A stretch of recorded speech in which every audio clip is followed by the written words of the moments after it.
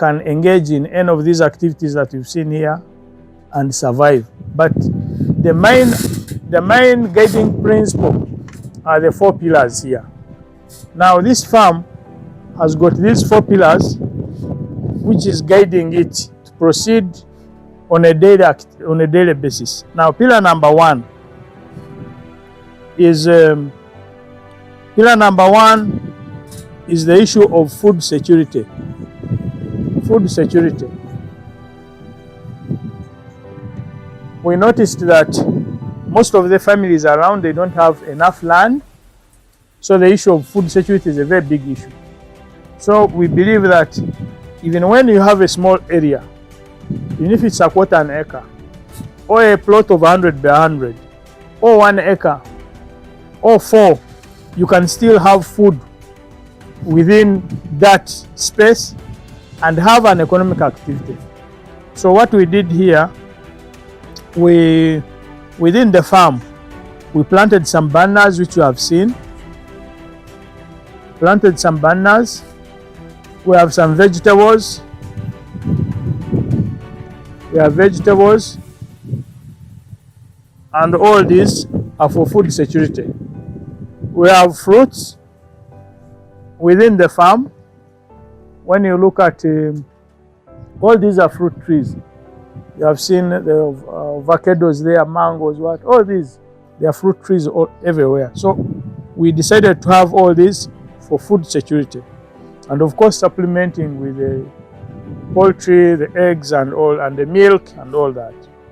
So pillar number 2.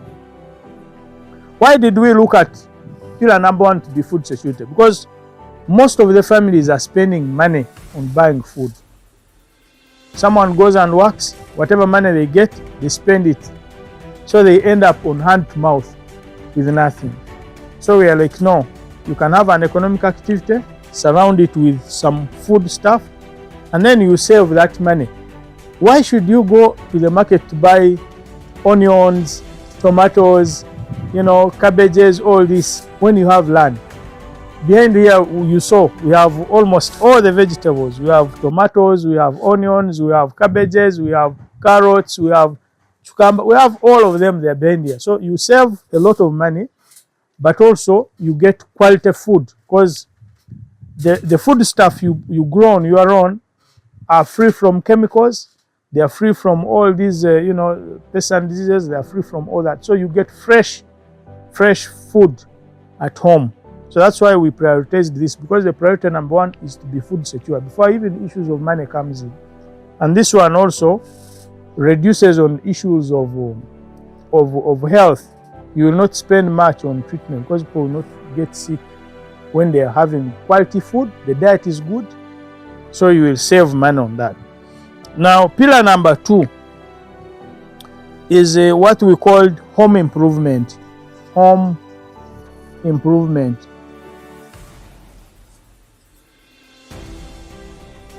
Home improvement, basically home improvement is hygiene.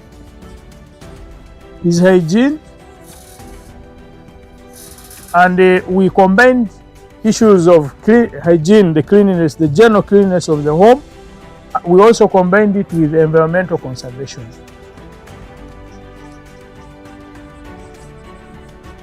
Environmental conservation. So we combined the issues of hygiene. The home must be, clean, mold compound, clean of all this rubbish. But also we merged it with environmental conservation. Why?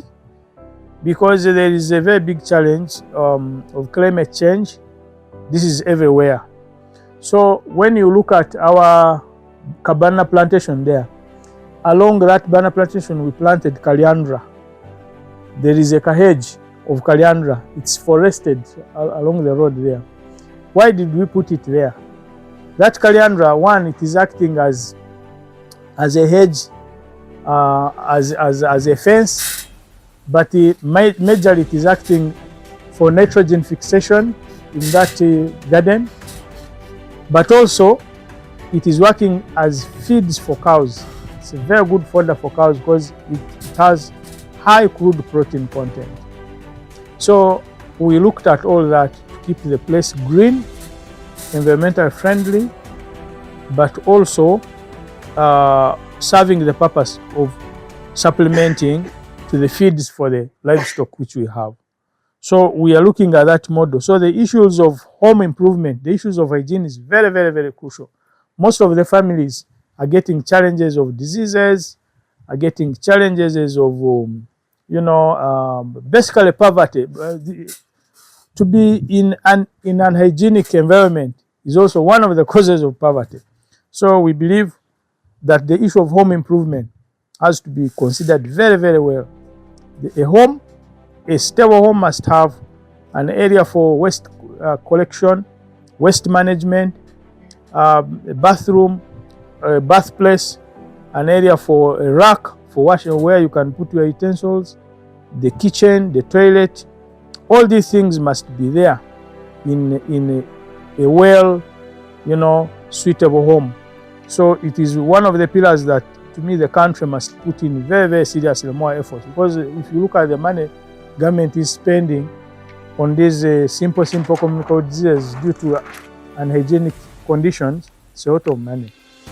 So pillar number 3 is household income. Household income. This household income is one of the 3 pillars that we are looking at. And in this case, we looked at having every household, for it to be very stable, you need to have 4 sources of income. 4 sources of income. How? Every day you are spending money. You need to have money, the income on a daily basis. Daily income. Because every day you spend money. I always tell people that from morning, for those who know God, they wake up early, they pray. After praying, you go for bathroom to shower on. What do you use there? Soap. Do you manufacture soap at home? No.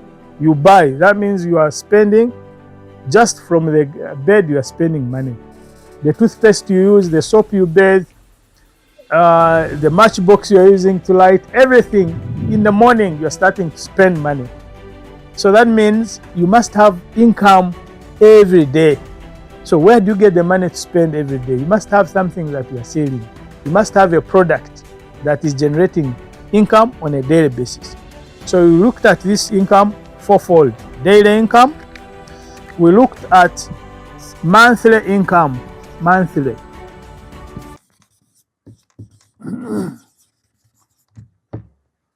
Now, if a farmer, for government workers, at the end of 30 days, they get money on their accounts. They pay them.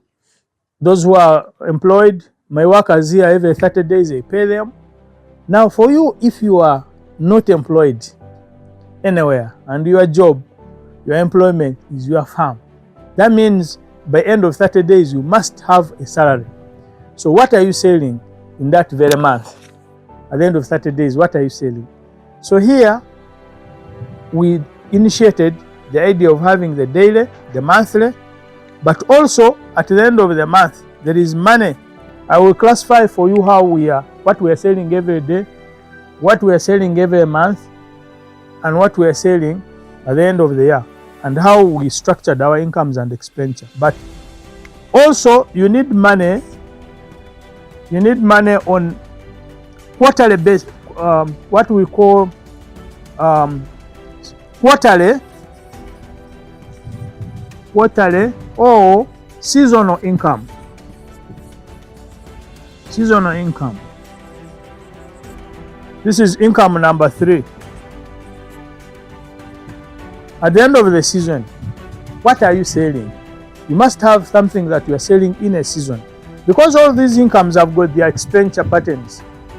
The money you get every day, it has to be on the operational cost, daily expenses. The money you get in a month, it has the monthly expenses, the utilities, The money, the utility bills, water, electricity, all these, they pay monthly. So you must have money entering in monthly to pay those. The seasonal income. Seasonal income is where you will need money for school fees. This is quarterly. This is end of the term. So you must have seasonal money.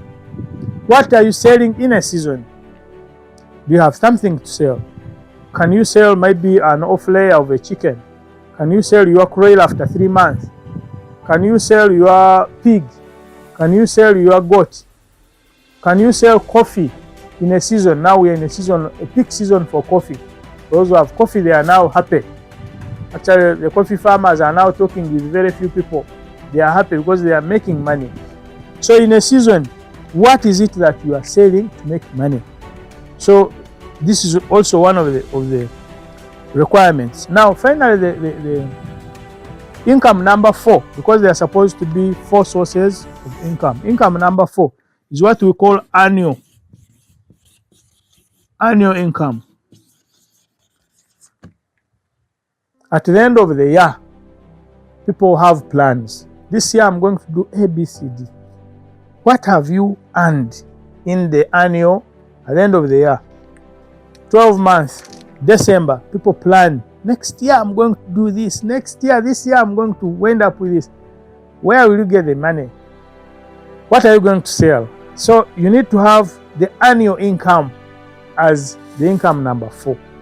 Now, when a family has got all these, income daily, income monthly, income seasonal, income annual, this family is what we call a stable home. When you have all the 4 sources of income, then you are in stable, your home is stable. Why? You will manage all these. You will manage all the needs of the home. So when you have only one source of income, you are standing with only one leg.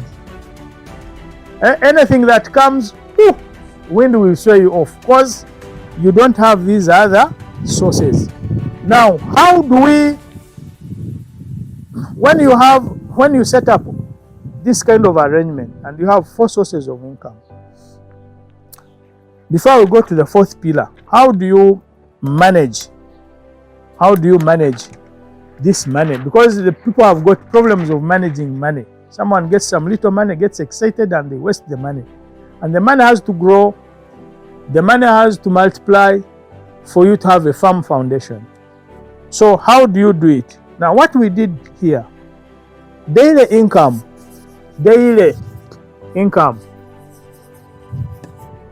is basically for operational daily expenses, what we would call home daily expenses. Money that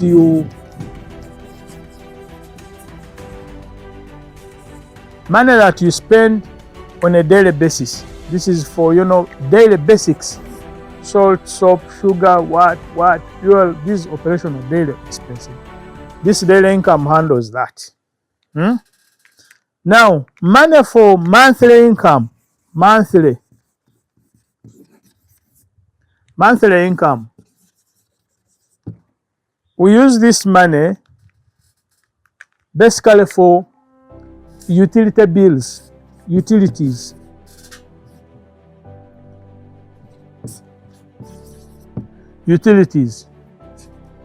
Electricity bill, water, DSTV, what? All these, what we would call monthly bills. Now this money, we use it for what? For circle contributions. Because we have circles, we are in circles, several groups. Circle, savings. Circle savings is in this money. Are you getting me?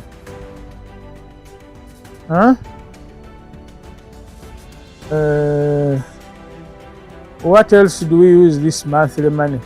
Sacco savings, utilities, monthly salaries.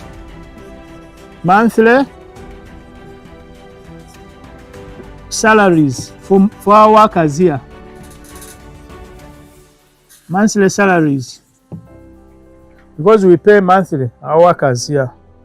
Yeah? So and also we have what we call maintenance costs for machinery.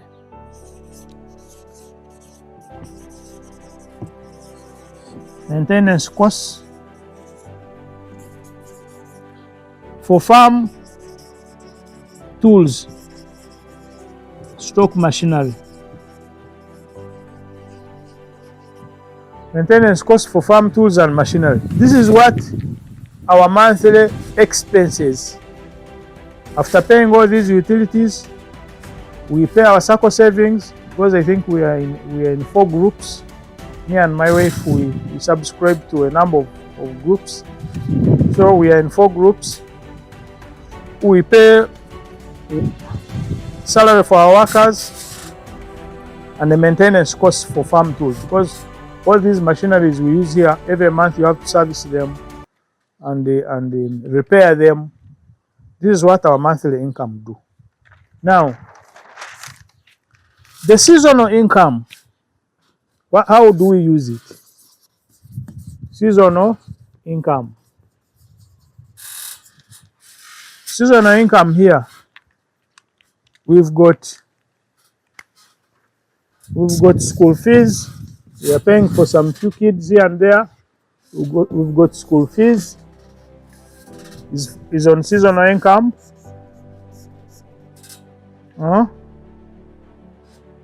Basically, we use this money, our seasonal income, for school fees. Basically. Now, for annual, this is school fees, basic. For annual income, this is where we sell heifers, because we sell cows here. Every year we sell cows. At least by the end of the year we sell like 4 heifers. So this annual income is purely for development. Development budget. So the annual income purely supports our development budget. This is where procurement of a plot, maybe extension of this, maybe a building, adding on the infrastructure when it comes to expanding the project. You know, this is purely for development. That's how we structured our money, which we get on a daily basis, monthly, seasonal, and annual. We have 10 workers here. They are happy. We pay them on a monthly basis. I get a salary myself, and my wife, she also gets a salary. Here there is nobody who works for nothing here. We are all paid. My wife is a manager. She gets her own salary. She gets a pay. I get a pay, and also my son, much as he's in school, but he also gets some money. So we pay ourselves and we pay our workers. So that's how we do it. Then at the end of the day, we sit and share and allot money in the government budget. But besides now the 4th pillar, but before we go to the last pillar, there is one issue here which is very, very important, which has actually helped us to move. This issue is what? We are running this farm. It is a home, it is a farm, it is like a kind of an investment which we are running as a family. But we have what we call family meetings. Family meetings. This is what has helped us to do things. We sit as members of the family. I'm the head, I'm the chairman of the family meetings. My wife is the cashier. She's the one who holds money. Me, I don't hold money. She's the one who holds all the money, whatever we sell. And our boy is the secretary. We hold these family meetings at least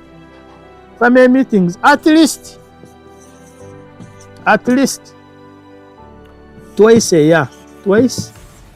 year. Every 6 months, I summon them, we sit. What do we have to do? The other year, we had agreed to make an expansion of the cows. From 8 to 15, we are already there. We have now 15 of them. We have hit the target. Next year, we are making an expansion of the poultry unit. We want to push from 10,000 to 20,000 by introducing cages, renovating the structure. That's our plan. We have a 3-year development plan here. We have a plan. We are just not talking from zero, but we decided to do a plan here. We are operating on a plan. Our plan is a 3-year plan. Every 3 years we sit and review. That's why whatever I know what we are doing, my wife knows, everybody here in the home knows that we are going to move from this level to another level. Now this year we are improving on the poultry unit. After next year we're on the poultry unit and also expanding the cows. We want the cows to be at least 20. So every year we sit, we review how we are progressing. This is the 3rd year of our 3-year plan. So next year we are developing another 3 years. And we agreed no building of any good home before our project reaches a level of generating some reasonable amount of money on a daily basis. That's why we are still staying small, but we are investing money. Now, the issue of family meetings is very, very, very important. Most of the families have got issues because of not sitting together, agreeing on what they should do, everybody having a responsibility. Some people were laughing when they come here and they show them, how I'm doing things, and sometimes they find my wife and they tell them, me, I don't hold money, it's my wife who holds the money. And they say, wow, how can a woman hold your money? I said, but why should I? Why not? Why should I hold everything? She's part of the home. She's part of the investment. Are you getting me? When you are there or she's there, you are at that level, all of you. Why should you confine yourself in holding everything? All my time, I'm sacrificing it to, teach other people. You are training here, you are going here to set up a model, you are doing all this. Now, when I'm concentrating on the well-being of other people, should I also be concentrating on buying salt in a home, really? What is the role of the woman? So, the issue of the family meetings is very, very, very important. So this is one thing. When you sit and you have a plan, you see, the family meeting, there is now ownership. Because now the wife will know that these things belongs to her. The children will know that they belong to her. Unlike some communities, they went to a certain community where one of the families, they had goats. But the man does not take care of these goats. Who feeds the goats? Wife and the children. But it is the man to determine when to sell and how to use the money. The man comes, sells the goats, takes the money, and comes back when the money is finished. And nobody asks, where did you put them? But this man is not the one who is feeding them. He's not taking care of the goats. The other ones, the children and the wife who are taking care of the goats, are supposed to have also a say, a decision. When you are selling, and why are you selling? Where will the money go? So you see the problem. And these are the sources of domestic violence and all these issues of retarded development in families. So the issue of family meetings have to be integrated. I don't know how your plans in the PDM one, but I don't know the pillars that the PDM has, but you need to come up with certain basics which will help to do cohesion in the families and also focused planning, but also coming up together as people to to have a shared kind of views. I think that one will help.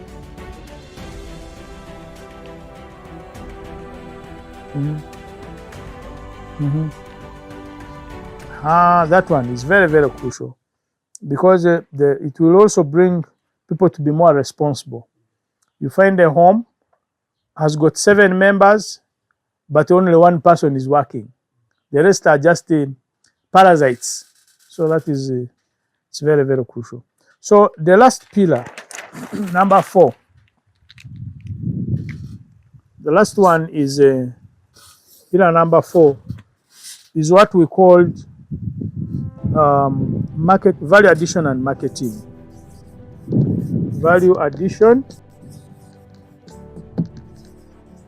and marketing.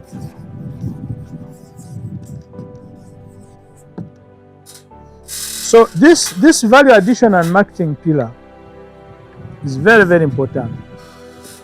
Yes, you are producing milk. Yes, you are producing eggs. Yes, you are producing all this. Where are you going to sell them? Of what quality are they? So the issue of value addition as pillar number 4. When you looked at the farm here, you will see we are trying to do what they call front-backward integration. We're adding value to whatever we are trying to produce. We are adding value by processing livestock feeds. You've seen in the factory what we are producing, the feeds for poultry, feeds for these cows, dairy meal and all that. We are adding value to the waste, what they call farm waste, because we are drying our cow dung into a dryer, crushing it into powder and using it into the poultry feeds.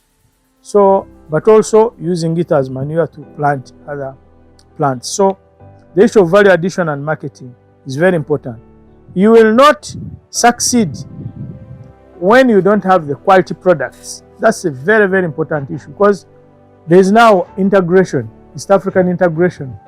Kenyans are bringing their produce here, Tanzania are bringing here, around every country is supposed to now to produce and market anywhere in East Africa. So we have to look at the quality, the standards, the quality of our products. We have to look at the quality. Quality of our products. Can they compete? Can we compete? Can we compete with others? For me, I don't consume all my milk. No. Who consumes my milk? There's a factory, bread bakery. And this factory, they have a standard. The Chidawalime bread bakery are the people who consumes all my milk here. The 200 liters that they produce daily. They're the people who consumes it. Now, if they have set a standard that lactometer reading should not be below 27, 28%, the best should be 30. Now, if you go below that, nobody will take your milk.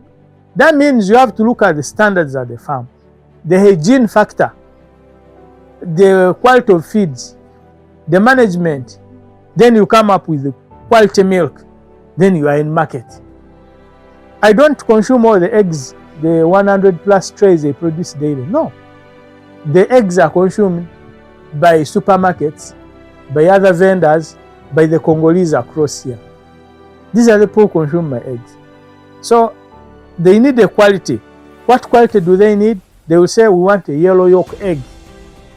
Now, if my eggs are not yellow, where will I put them? So I have to go back to the production.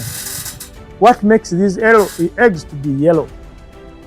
The size, the hygiene, the cleanliness of these eggs, the lifespan. How long can they take on the shelf life? How long can they take without going bad? You look at all these factors, and then you will compete in the market. When you go and look at the vegetables which are coming, the other day I was looking at the onions and the genus from Tanzania. The quality is superb. We may not compete, our farmers here, they cannot compete with the quality of those Tanzanians and Kenyans. So we have to look at the value addition and marketing as a very, very key component, because we are producing for others.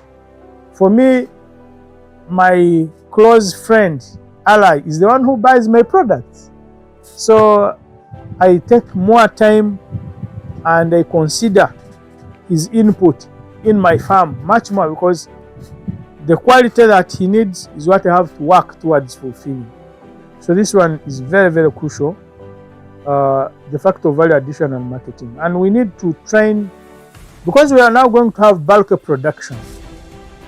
Government is sinking in a lot of money in communities, smallholder farmers. They are coming up. The next 5 years, you will see a boost in production. What quality will it be of these products? Will they compete? Because they are not going to consume whatever they are producing. Ugandans, we cannot consume anything closer to what we are producing. We may be consuming like maybe 30% or 40%. When you look at the milk this country is producing, when you look at the beef, when you look at everything, the maize, so we are producing for others, other countries, other consumers. So the quality must be a factor, a main key issue. So these are the 4 pillars which the farm is running on, and we want to look at the probably what we would call a multiplier effect of this under PDM. Under PDM, can we have these smallholder farmers adopting in their small way this kind of arrangement, that they have food, they can produce something to sell on a monthly, on a daily, in a season, and at the end of the month, at the end of the year. Once this one is done, I think the transformation will be realized. That's very, very crucial. So finally, we want to thank government. In particular, I want to thank the president for being so generous in giving guidance and support to the country, to the citizens, because he's the architect of all these things. He's the architect of all these programs of, of wealth creation and all this. And I want to encourage Ugandans to work very hard. I want actually to, after thanking the president for his generosity, for supporting Ugandans, for all these ideas he's giving out unconditionally, for those who are serious, they are moving. Those jokers will stay behind, but of course serious Ugandans will move very fast. But also to request Ugandans to put more effort in work. Ugandans should work hard. The challenge we have, people are not working. And in fact, for me, if I get an opportunity to talk to the president, I will request him to push to NRM, Parliamentary Caucus and Cabinet to come up with working hours. People should work. At least every Ugandan should work for at least 6 hours. People are not working. People wake up very early in the morning, they go to trading centers, they sit there, the whole day goes. But mind you, they are consuming.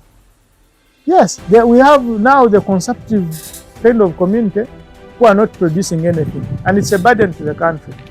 So that's why they need to put more effort, encourage more people to work, and also the extension is put more time in guiding, training, and guiding communities to come up with the best practices and the best skills and the good practices to ensure that they move on. Thank you. Thank you. Uganda Development Forum, UDF, fostering development.